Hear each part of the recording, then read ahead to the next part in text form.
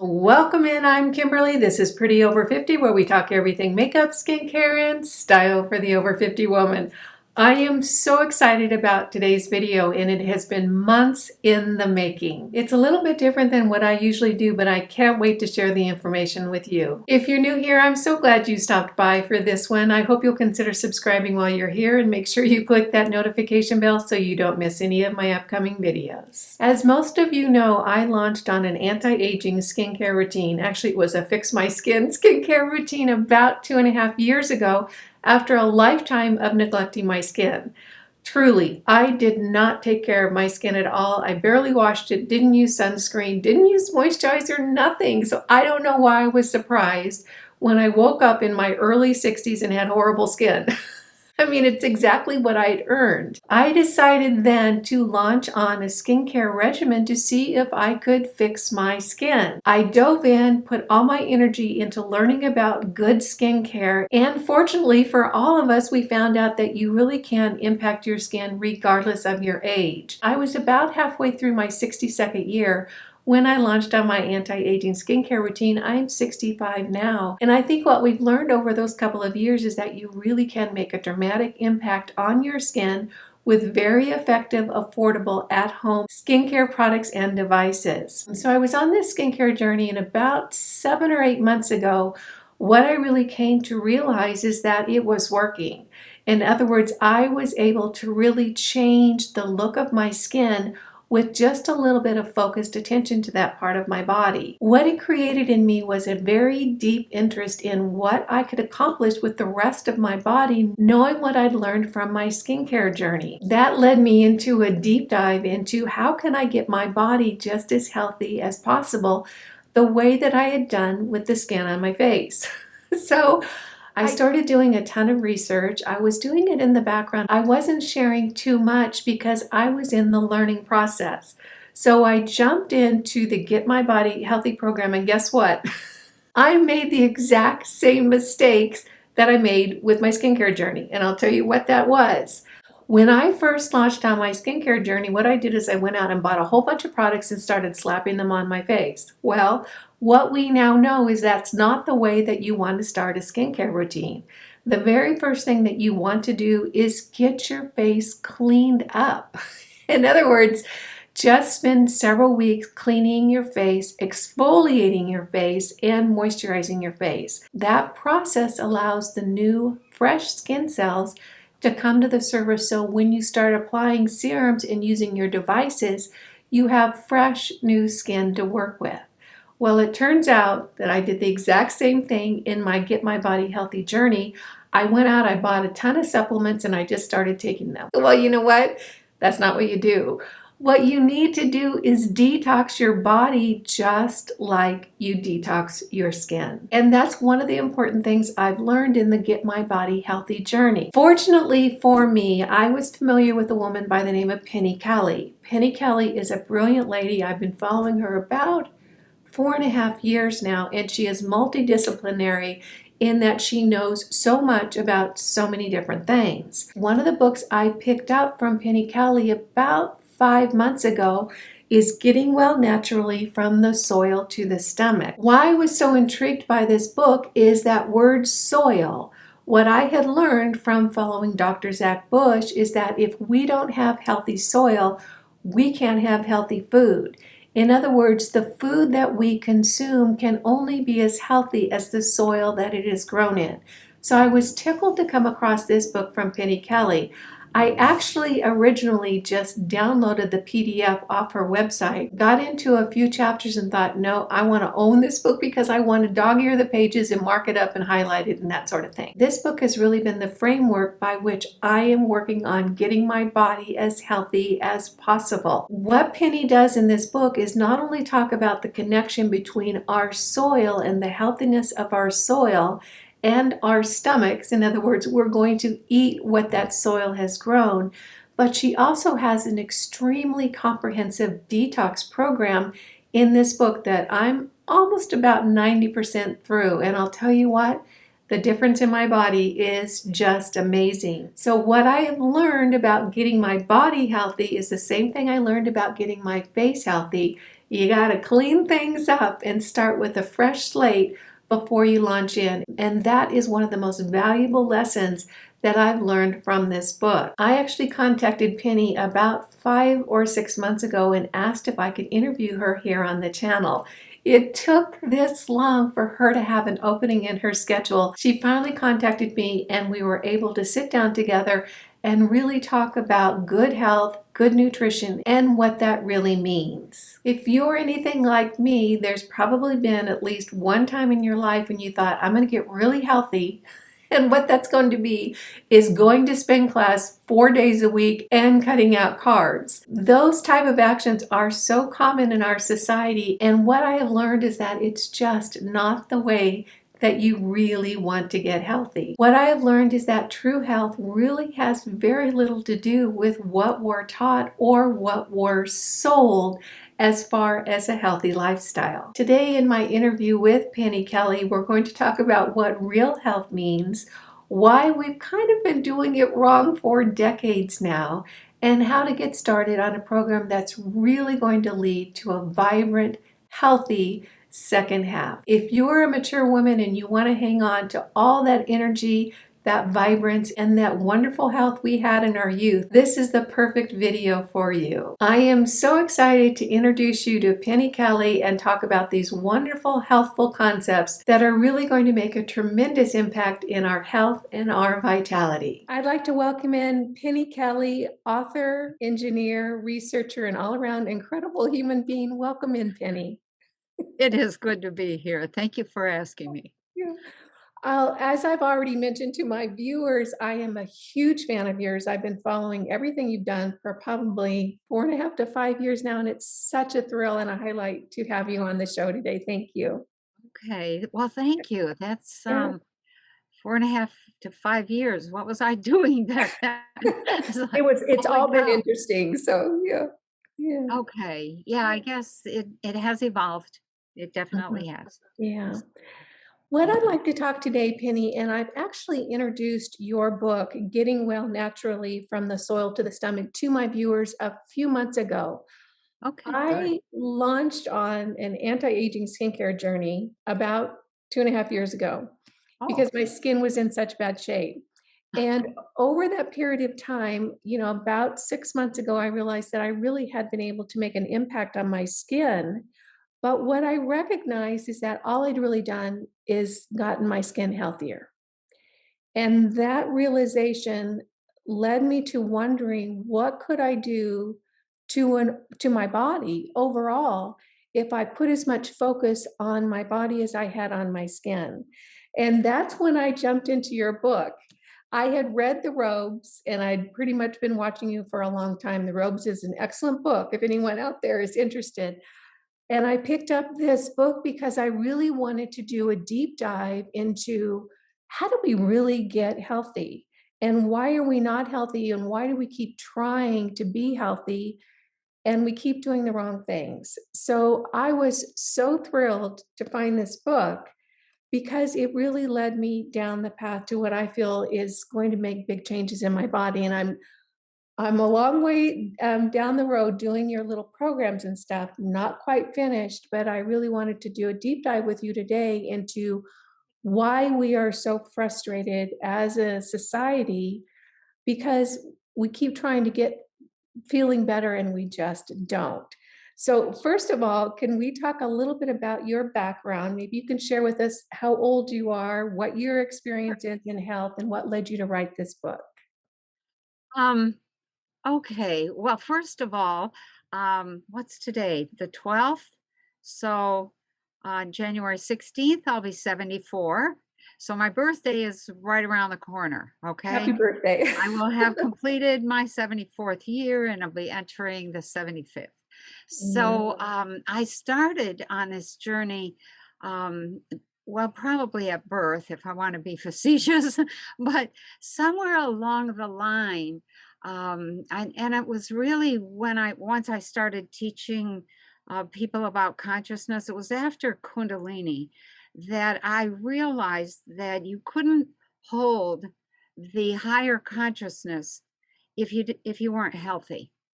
And at that, I was my own self struggling to get healthy. And every time I thought I had hit a new plateau in consciousness, I would be like, oh, I've got to deal with this now. And this hurts, or that's not working, or I've got a problem here, gallbladder attack, or whatever. And so at that point, I thought, okay, let me start learning here. And then at the age of 46, I think it was 45, 46, I got severe rheumatoid arthritis, and it was so painful. And I ended up, doing all of the, what I'll call, taking the advice of all the platitudes that were floating around out there, and they didn't do anything. And after a year of just this ungodly pain and, walking with a cane and one arm in a sling and couldn't lift anything, couldn't even lift a milk carton, couldn't open anything. I just got to this point where I thought, okay, what's wrong with this picture? I'm doing everything that they're saying should be done. And right at that point, a couple of things happened. One was I got some junk mail, and the junk mail was sitting on the table. And I saw the back of an envelope, and on the back of that envelope was printed a quote from Rudolf Steiner. And it was something to the effect of, I forget the exact words now, but it was that food no longer held the forces that would allow people to heal or to reach higher consciousness, or that the food didn't hold the nutritional forces. And my immediate reaction was, what's nutrition got to do with it? Because I was dealing with consciousness and I was dealing with the body as two separate things. And so that was the first kind of, maybe I should look a little bit further. And I had already been told by the doctors that there was nothing they could do and I was only going to get worse. And I had an aunt who was a pretzel, because of severe arthritis, and she couldn't do anything. Her hand was growing this way along her arm, and her hands didn't work anymore. She couldn't even brush her own hair. And I didn't want that. She was in a wheelchair. I didn't want that.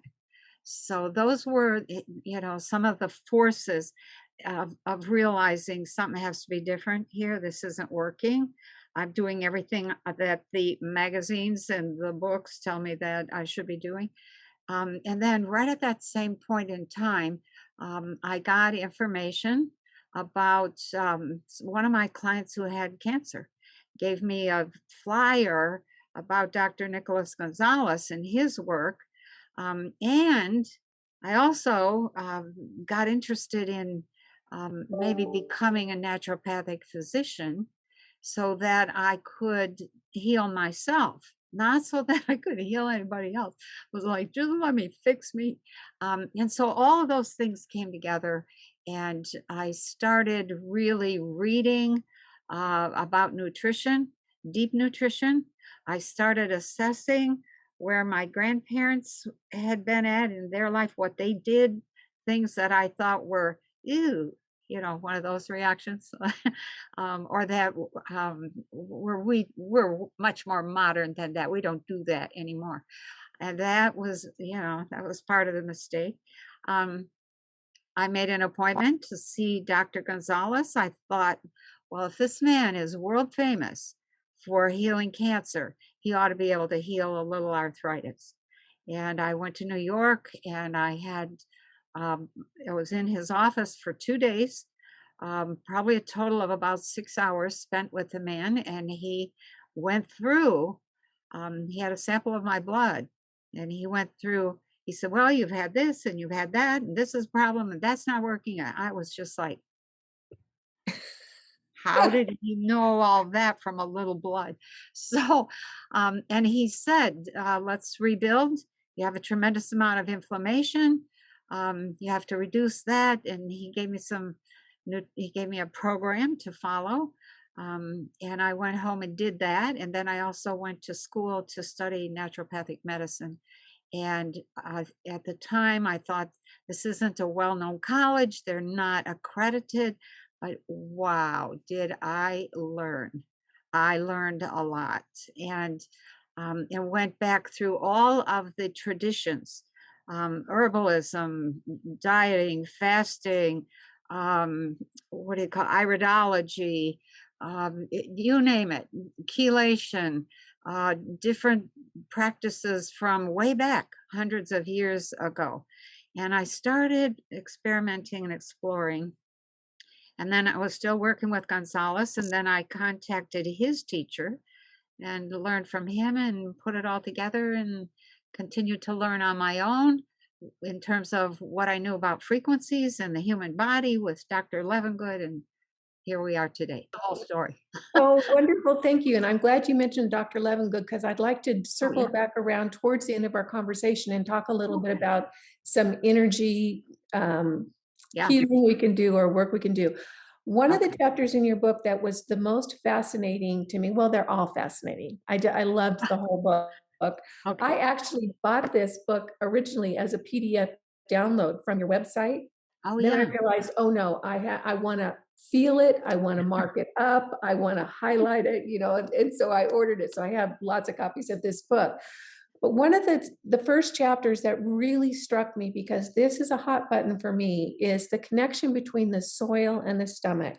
Oh, And the whole concept, and I had kind of caught on to this before picking up your book, is that if we don't have healthy soil, we're not gonna have healthy food. So can you address that a little bit? sure. Yeah, that's a factor I probably should have mentioned because right at the time that I was trying to figure out myself, we also had a farm, 57 acres. We had vineyards, cows, chickens, ducks, geese, goats, all of that. And we were responsible for keeping all of that healthy. And I had some a little tiny bit of childhood experience on the farm with my grandparents. But like I said, that was something that I was not paying attention to. And so I started studying agriculture and how did you get really good, healthy products and in the form of grapes, in the form of food, in the form of animals, etc. How did you make that all work? And that was something where all of a sudden, in some of my research, I came across the work of Dr. Weston Price and the Price Pottinger Foundation, or I think maybe it's just I'm not sure if it's still called that. It was way back when, but the work of Weston Price was phenomenal, absolutely phenomenal. And he wrote a book called Nutrition and Physical Degeneration. And it was full of photos. And it showed what happens when you go from the traditional indigenous diets that were extremely healthy to the Western white man's diet. Oh, and it was heartbreaking, and it's a thick book with small, small font. It's like, oh my God. Um, but I started reading it. I couldn't put it down. It was absolutely stunningly effective. And I realized that was what the quote from Steiner was about. We don't have the nutrition, we're falling apart. And then I started realizing, because of all my work with the soil and research and study and reading, that if you didn't have healthy soil, you didn't have healthy food. There was nothing in the food to support the body's continuous need to rebuild every day. Mhm. And the work Weston Price did was that the old time farming and the old time, even the mountain people, who practiced, taking their animals up into the hills, up the mountain in the summer, down the mountain into the valley in the winter, that there were reasons for that. that animals had to have fresh grass and it couldn't be sprayed, with all the crap that we spray our lawns and our yards and our gardens with. And then I learned a lot about the vineyards. We had to spray, um, and so the advice was, don't go in the vineyard after you spray, stay out of it for 3 or 4 days. And I'm like, why? Well, because you will get sick. You'll get sick and die. You'll get poisoned. And I'm like, and we're going to eat this stuff? What's wrong with us? And so that all came together. The understanding of soil structure, the need for soil structure, living soil is full of bacteria. It's full of microorganisms. It's full of little critters, and all of their poop, which it makes sticky stuff, which then creates crumbs that stick together. Silt, sand, carbon materials, they stick together in crumbs that are uneven. And so it's like marbles in a jar. And so the roots of plants can work their way through those open spaces in the soil, and they are able to find what they need. If the soil is dead, there's no bacteria, there's no living creatures, there's no microorganisms, and what happens is there's no poop in that soil. And so the soil, the crumbs collapse, and now you have a solid, hard mass, and roots cannot.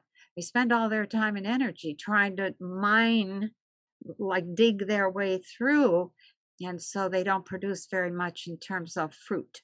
And farmers call fruit fruit is grains, it's fruit, it's vegetables, it's herbs, it's whatever you want to be harvesting. It's flowers, it's all fruit from a farmer's point of view. And so that when I realized that, and I started looking at the I'm my parents, I grew up in such a way that we grew what we ate, and I hated that when I was young. I wanted to be, we didn't have grocery stores like we have now. When I was young, you went to the general store and you stood at the counter and you said to the guy behind the counter, I want 2 of those and 1 of those. And he had this wall of stuff that he would move his ladder back and forth, and he would go up and get whatever you needed. Then you went to the meat market, and you ordered whatever meat you wanted. We also raised some of our own meat, and then we had these traveling, there were little old men who sold fruit by the peck, the half bushel and the bushel. And they came around, and so we bought stuff. And then also I grew up earning money picking in the fields. And so sometimes I could say, well, could we have a little bit of this or a little bit of that? So you go home with a bunch of beans, green beans and peppers and strawberries and what have you. But we had a very big garden, huge garden, and we fed ourselves out of that year round. We did not go to the grocery store much at all. And so it really was a time, grocery stores came in when I was maybe 8, 9, like a Kroger store. And so everything changed, everything continues to change. And what I realized is that we stopped growing a lot of our stuff. My parents moved away, they moved up to the woods, they didn't have a big garden. And I started tracking how many generations, what happens to each generation that moves away from the soil. And that was just a huge aha. It's like the further you get from that soil, the worse your health gets. I So, can remember my grandmother, who would be considered an organic lady today. She would have yeah, laughed at the term then. I know. Always, always grew her own food, Yep, plucked her own chickens. I yep, mean, everything came from, and this is how I grew up, everything came from, the house, the that's garden. right. And I can remember, Penny, when the first convenience foods first started hitting the shelves, She was so excited Yeah, because for her, that meant 5 less hours that week in the kitchen. exactly right. So what started as convenience has really morphed into something that I think is not serving us, and there's one chapter in your book called "Poor Health Makes the Business World Go Round." Yes. Can you can you talk to us a little bit more about what has happened from being convenient to now Yeah. being maybe not good for us at all? Well, what's happened is that as the farm, let me back up a step. So the farm itself used to be the economic unit, and the old rule of thumb was nothing in, nothing out, so that you didn't lose the minerals that were coming to you through Mother Nature. Okay, that was a big thing. Once convenience foods came in, same reaction. Wow, life is so much easier. And it kept getting easier and easier, and it worked. It was different.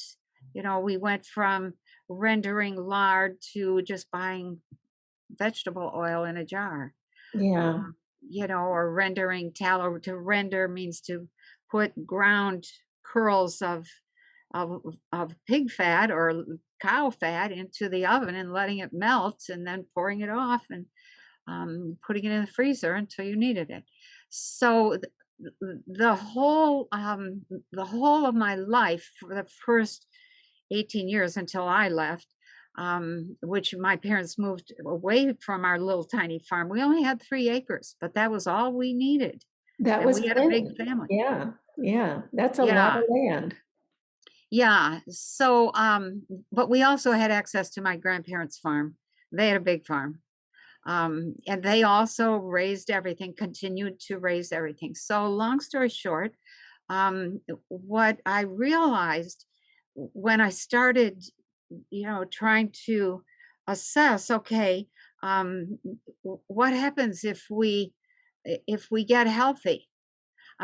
One of the things that I had to face was I had to take time to get healthy. And so therefore I didn't have as much time to work at the things that were making my income at that point. That chapter, realizing that our entire economy in the Western world is based on health and keeping people busy in laboratories, producing wheelchairs or walkers, producing special beds, special chairs, special tubs, glasses, hearing aids, replacing hair for guys that lose all their hair, just over the counter everything.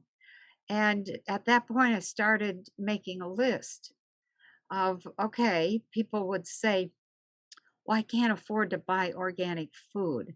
So then I would look at their life and go, you really can't? Well, let's add up how much it costs you to not buy good, healthy, organic food. And there was no comparison. It was thousands of dollars to have to be unhealthy and maybe an extra $25 a week to eat organic. Another thing that I ran into just for my own self was we're eating too much. We're eating so much because the body keeps calling for food. It keeps calling because it needs nutrition, and there's nothing in the food. So we eat more and the body still doesn't have what it needs, and it exhausts all of its resources trying to break down that food. It's mining its way through that stuff you put in you, looking for where's the aminos, where's the minerals, where's the vitamin C or the vitamin A or the vitamin B or whatever. And there's nothing in the food. And so now you have a situation where you have a ton of waste, and you've got no nutrition, and you've used up some more of your resources, and so down we go. Yeah, We start to degenerate. mhm, yeah. So When I started my skincare journey, what uh-huh. I did is that I went out and bought a bunch of products and slapped them on my face, which was exactly the wrong thing to do. Yeah. What I needed to do was to exfoliate my skin and get my skin all cleared off and fresh, kind Ah, of detox my skin in order for those great nutrition, those serums to get into my face. When I decided to launch on this health journey, I'd made the same mistake. What I oh, did is I went out and bought a whole bunch of supplements, started taking them, and that's exactly what you don't want to do. What I've no. learned from you, and particularly from your book, is that the first step to really getting healthy is to clean your body up. Yeah. And that was something I think that nobody talks about. Nobody No. talks about in a meaningful way. And then no one tells you exactly how to do it. And that's one of the things that I'm so grateful. I have worked my way through almost I just have one more detox to do in this book. And Good for you. here and Penny, here's what has happened. It Okay. has been amazing for me because I can physically feel a difference in my body. I am less lumpy, I'm less bumpy. I look in the mirror, my body composition just seems a little bit healthier and firmer and tighter. And I've had more people comment on my skin, on my face, the Yeah, it's last several beautiful. months. Well, I believe what's really happened over the last several months is the detox has made a tremendous difference in how my body functions and my skin functions and everything. So, can you talk to us a little bit about how important detox is before we start gobbling down supplements and this and that? Can you talk to us about how important it is to get the body cleaned out to really get on the road to real health? Okay. So let's start with you did exactly what a lot of people do. Oh, I need to take a bunch of vitamins. Mhm. And there's a priority of operation, a priority for taking supplements. And the first priority, number one, hands down, is if you're not taking amino acids, you can hardly use your minerals and vitamins. So people don't know what they're doing there. And then as soon as you start dumping in all of these supplements, the body says, "We, let's rebuild. We've got some materials. We have new building materials." And so it starts tearing down the old body, and then that old dead tissue gets into the liver, gets into the sinuses, it gets into it's everywhere. The body then is overwhelmed with material that is being torn down. It's like you're remodeling a house, and let's say you're gonna redo the kitchen. You have to clean out the whole kitchen. You can't do the remodeling with the old floor still in a pile over in the corner and the stove still in your way. It just doesn't work. And so what I learned from Gonzalez and was emphasized even more by Dr. Kelly, William Kelly, was that first you start by getting rid of, well, I won't use the word, the extra crap that you is being generated in you by the tear down and by the presence of the extra critters, the parasites that are in your system. They said you're not going to get anywhere. All of that good nutrition is just going to go right into those parasites, and they're going to be healthy. They're going to spread even more. Mhm. You're going to have more problems. And I was like, oh, okay. So it was like first you start getting rid of the parasites. And then the second step is you learn to do a coffee enema. And I about fainted at that point. I was like, no, what?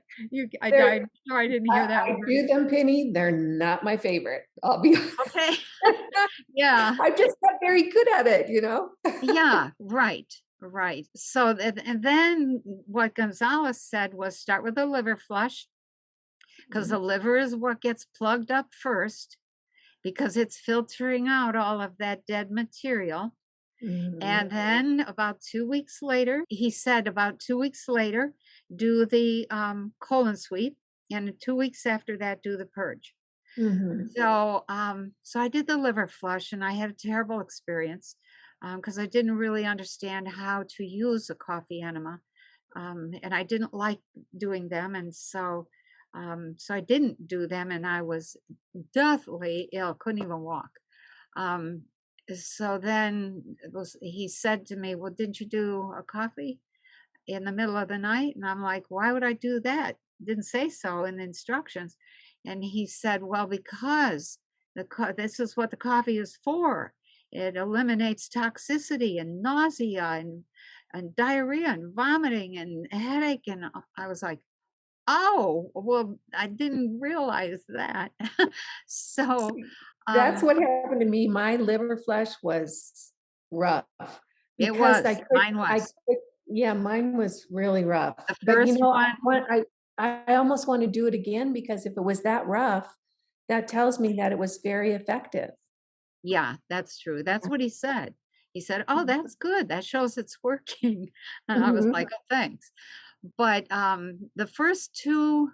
the first one, I called him and said, "I don't know that," I think it was first 2 I had done, and when I called him and said, "I don't think I can keep going with that," and he said, "No, keep going," and that's when I found out about the coffee in the middle of the night, and then it was like, after that, it was clear sailing. It's like, "Oh, Mm, okay, you yeah. have to know how to use all the tools and when to use them for what effect."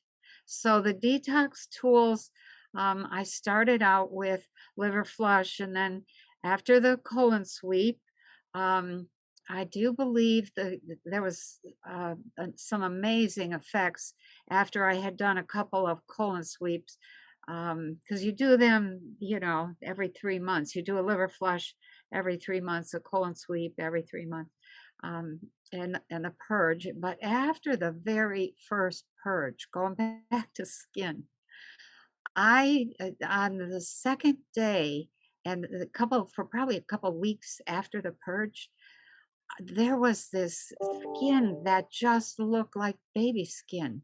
It Wow. was so perfect and so beautiful. A- And and my daughter, who's a nurse, will often say, "I'm gonna do the purge." She said, I need that skin." And so we've all experienced what happens when you completely alkalinize yourself. Mhm. You dump a ton of waste.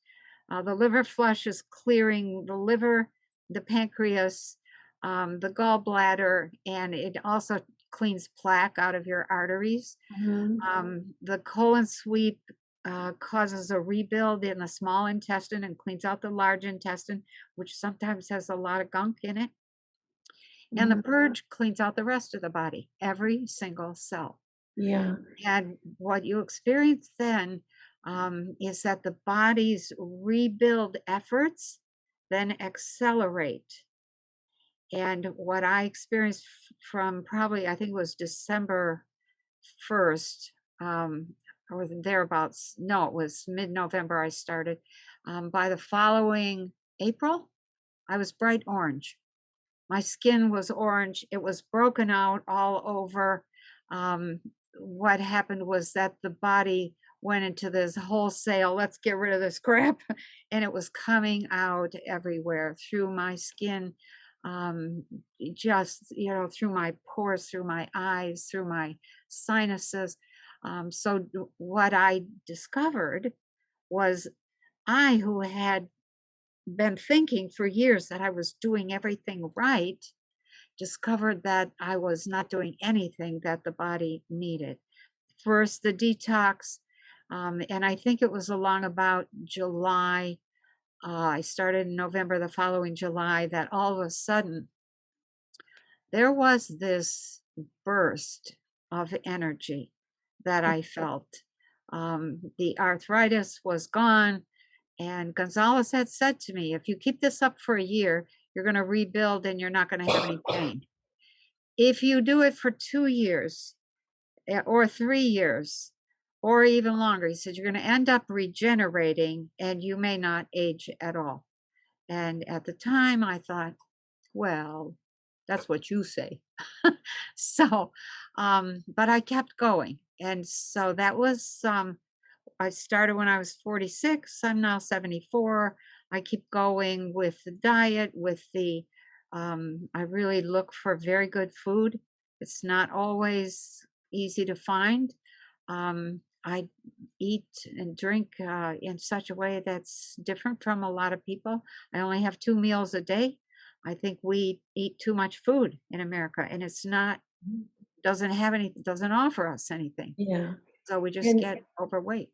I can attest to this because I've been watching you for 5 years now, and you have not aged. Okay. It's, Okay. Well, and thank you. I'm just now realizing that you brought that up. I don't think that we are very clear in this country and probably around the world as well, how important keeping our body detoxed and cleaned out is to true health. I just realize now that I'm all the way through everything except the purge. The purge is next. And Okay. I'm realizing now that is exactly what you say. It would almost be like I was going to redecorate a house without cleaning everything out first. It's a ridiculous concept. And yet we're not taught that. We're not taught that. And I think that we really need, there's just so much information that is so good that we're not getting. And Yeah. once we really embrace the fact that cleaning our body out and kind of giving ourselves a clean slate to start fresh and start building up again is so important. I can't emphasize that too much. Yeah, I can't Uh, either. It's like, and I'm almost done with the first round. I almost can't wait to start again because it feels so beneficial. A lot of people, this is new information. It's overwhelming. They don't know where to start. It's too much. Can you give us just maybe one or two or three action steps that will help people feel a little less overwhelmed by taking on some new behaviors that'll be great for them in the long run? I think probably the first thing that I would say is that in terms of steps, there's a couple steps that I would say, but there's a mindset that I would also suggest. The step would be start anywhere. It doesn't matter where you started. You Mhm. know, I there's a series of steps that are in the book. They are the best way, but if you can't do that one, um, do something else. Start anywhere and just begin and do it your way. It's all going to work out in the long run. And so that would be the first thing.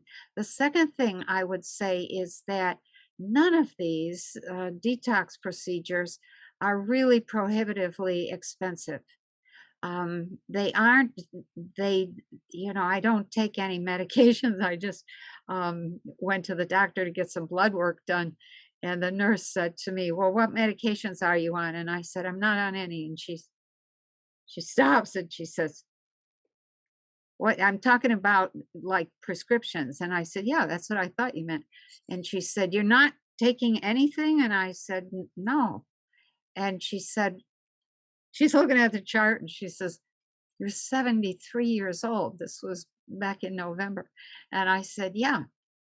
And she puts down her pencil and her chart thing, and she says, "I want to be like you when I grow up." I burst out laughing. And I think it's really important um, to keep in mind that if whether you start with detox, it's the best for the body if you do that, or whether you start with supplements, or whether you start with exercise, you need exercise in order to generate electricity, because electricity drives all the transactions in the body, and you are an electrical system. That's we won't go into that. Maybe nobody's an engineer or a scientist, or maybe there are some out there. But you need to exercise. That's a critical piece of it. And start anywhere. Just start. The mindset that I would say is really that you're going to get after a very short time is, wow, I can heal myself, and it doesn't cost a fortune. and I don't need to be taking all these prescriptions, and I don't need to maybe have that surgery. I can fix it myself. Mhm. And once in a while, you have to go get something fixed. And I love the fact that we have these incredible, what I call rescue doctors out there, the regular doctors, MDs. If you have an emergency, they pretty much know how to fix it. So don't poo-poo that system because you might need to be saved someday. Um, Mhm. but once you get saved, then you have to ask yourself, okay, how do I rebuild and regenerate Mhm. myself? And so the mindset is A, I can heal myself. B, this doesn't cost a fortune and I'm in charge of the whole process. And C, I can regenerate and I Mhm. can regenerate almost endlessly. And I think that, when I look at the system that has been developed, particularly let's talk about the US, it Okay, yeah, almost seems like every step is another step towards infantilizing us. that is true. In other words, I am very committed to personal responsibility, personal Yeah, sovereignty, and doing exactly what you say, taking charge of my health. I'm not on any prescription drugs either. I don't have anything in the house. I barely take an Advil once a year if I really, really need it. right. So I'm with you. I'm with taking charge of our health, taking charge of our bodies, really paying attention to our diet. And it is just start anywhere because I have found that each step leads to the next step. And before I knew it, I was down the road 6 or 7 months. And I have incorporated so many of the things you've recommended and other really smart people have recommended into my healthcare that I manage myself. Wow, very good. Isn't that a wonderful feeling? I think it's a feeling that we all need to get back to. I Yeah, think personal responsibility is going to shift so much for us, keeping us healthier. I am just not a fan of taking a drug for everything that come down the pike. Now, that doesn't mean that there aren't some drugs that are extremely beneficial. If great. I break my leg, I'm going right to the doctor. But other than that, I do believe that my health is my responsibility, and educating ourselves as much as we can about how to do that is probably should be one of our top priorities. I think it should. And I think the freedom that you experience is totally unexpected. You're trying to heal, you're trying to fix something. Usually that's your motivation in the beginning, is Mhm. trying to fix something. But along the way, you discover, I can do this, and then you're free. I can't count how many people go and get a job that they really don't want in a corporation that they really don't like working for because they want the benefits. The health insurance. Yeah, Yeah, yeah. yeah, and that is they're not free because they need those benefits. And you're right, nobody teaches how to take care of a body. We Mhm, don't get that. I got that as, just a whole bunch of circumstances, but I also watched my family. My grandmother had 14 children. Um, on my mother's side, my dad was one of 10. Um, I watched these old folks and their habits and their ideas. I heard them talk. We had a little tiny house when there was company. There was nowhere for children to go. We weren't shooed away because there was nowhere to go. mhm, And so I heard a lot of really serious discussion about everything, health, relationships, jobs, the world, and so on and so forth.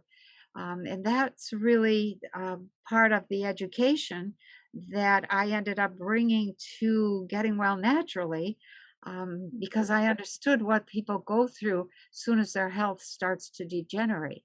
And it's mhm. not fun. And Yeah. there's a feeling of helplessness that I see today that did not exist in those old ones sitting around the table saying, "Well, did you do this? Well, did you try that? Well, Mm, so and so had this and he did such and such, or she did that." And I remember an offhand comment when I was probably 8, maybe 9. My mom was talking with the neighbor across the road, and the neighbor across the road was saying that one of her good friends had gotten cancer, and so she decided, well, you know what? Since I'm going to die, I'm going to eat whatever I want because it's over anyways. There's no point in trying to stay slim and trim and beautiful anymore. So she started eating and healed her own cancer. And it was like, I was running by chasing a dog or something when I heard that comment. And it just, I never forgot that. It was like, what is the connection between food and cancer? Well, later on, I discovered what that was. And it was just like, oh, wow. The food is such an important piece. The detox Mhm. is such an important piece. Being able to Mhm. buy nutrition if you need it is such an important piece. Drinking real good water is another important piece. Exercise, all of it. It all goes Yeah. together. I'm so glad you mentioned drinking good water because I want to kind of wrap up brief discussion on structured water. I know most of the people feeling probably haven't heard of structured water. I just started incorporating structured water into my routine. I don't know if you've seen this. This is a little structured water thing. I know you have one that you affix to your water bottle. Yeah. Yeah. So this, see, same thing. This is quartz glass, Uh-huh. and the structured water is in here, and then you just, in your water bottle. Okay. So can you, because you did so much work with energy with Dr. Levengood, I know Yeah. this because I've I've been watching you for so long. Can you describe what structured water is and what it does for the body? Yeah. So let's go to some more generic terms. There's living water and there's dead water. Okay. Okay. It's similar to the concept with living soil, dead soil. So living water is water that has come naturally from the earth and has a specific left-hand spin in the molecules.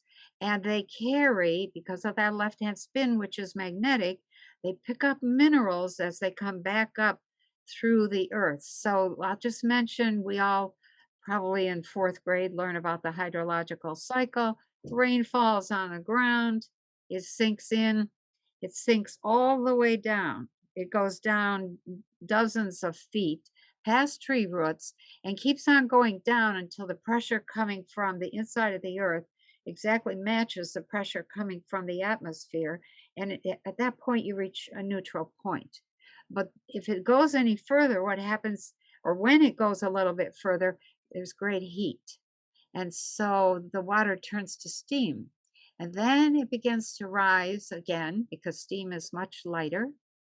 And then as it moves up and it begins to condense, it begins to have a left hand spin and it collects minerals all the way up until it reaches the spring or the lake or the river or whatever, an artesian well. That is fully mature. They call it mature water. Okay. Immature water is water that you pump from the ground before it has had a chance to sink all the way, turn to steam. Once it turns to steam and then begins to condense again, it takes on that left-hand spin. A left-hand spin is very magnetic. A right-hand spin is very explosive. And so we pump water out of the ground that has a right hand spin, and then we put it in tanks and hold it, and it gets warm, etc. And so we drink that water, and there's no minerals in it. And even if there are minerals, the spin on the molecule is often not very good. It's the wrong spin. And the result is we have an explosive effect in the body. In other words, it's not, water is form building. And there have been plenty of cases where people have access to fully mature water that's mineralized naturally and it heals all sorts of things, even cancer. So the water thing, very, very important. There are structured water things out there. There are systems that you can get that will keep your water moving. And ideally, some of the minerals that water should be exposed to are silver and gold. A little bit, not a lot, but that adds a frequency set to that water that enhances the frequencies of consciousness within the individual. And so there's a whole lot about water that we don't know, haven't been taught. We learn the hydrological cycle and think, yeah, so what? I got water right here. But it's not mature. It isn't living, and it's either immature. We call it immature, or it's destructive. So when you start looking for, really good water, it's going to come in the form of water that has been kept mature and cool. It isn't sitting in tanks. It's kept moving. It's exposed to an array of minerals. And there's only two kinds of water that I know of that really meet my criteria. And I don't have access to those here, actually. But I have this plasma. Plasma does something similar. And that is Victor Schauberger had a gadget that he developed that you can buy. It's quite expensive. You put it in your kitchen. You always have living water. Another fellow came along. He called it Grander water. His name, I think, was Grander. And it's the same thing, doing almost the same thing. It's a little cheaper. Makes living water. There's a couple of gals, Heather Bryant, who's been studying for some years now with Dr. Maren Keshe, Keshe. And Heather, and I think she's got a partner in the business named Linda, and they produce these little plasma vials. And this plasma is living water and very, very potent. And if you put a vial of plasma near regular water, this happens to be reverse osmosis water in the jar, and they just sent me this little, it's like a sleeve. It's got the plasma thing sewn right into it. You can't see it. So I added that to the two that I already had on my jar. But they changed the structure of the water in the jar. And that was part of the research that we did with Dr. Levengood. We had water that we brought in from the well. We got water from the lake. We got water from town. And he had some structured water in the lab sitting on the bench, and brought in that new water, put it across the lab in a separate beaker. 24 hours later, they were in complete sync. The powerful water will affect the water everywhere around it. There's a range. I don't know how far that effect will go. I think it probably falls off the square of the distance as you move away from the source. But it was very interesting to see the synchronicities between similar things that exist. They communicate. And that the energy will become into harmony with each other. That's right. Yeah. That's right. Yeah, I love it. So I tell people, if you drink city water that's got fluoride in it, you're probably going to go down at some point. You'll age faster, and the biggest reason is because fluoride replaces a whole bunch of other minerals, like calcium, for instance, and iodine. And you need calcium and iodine. You can't live without them. If you're replacing, your water with fluoride water, if you have fluoridated water, wow, that's really, you need to get a filter. Get a filter. I buy alkaline water. And okay. Yeah. Yeah. So, yeah. Very Well, it was a good. wonderful explanation, Penny. It's been such a joy to have this time with you today. I'm such a huge fan, and Thank you. know, I appreciate you so generously sharing all your information with the viewers today. Get started anywhere, keep at it. The rewards, I can tell you, are just tremendous to really, really working on getting your body healthy. Let me second that 110%, Mhm. 150%. Yeah. So, Well, I appreciate your time, Penny. I can highly recommend Getting Well Naturally from the Soil to the Stomach. yeah. Excellent book. It's been a wonderful gift to me, and I really appreciate all the work that you put into this. Oh, thank you so much. My hope is that we can get healthy as a population, stop being so fragile, and really return to some sort of inner sense of um, management of ourselves instead of feeling like we're victims or that we don't understand what's going on or why. You need to understand your own self, know thyself. That's the bottom Mhm. line. That's the biggest, oldest rule there is. It starts with know that body and how it works. Thank you very much, Penny. You're welcome.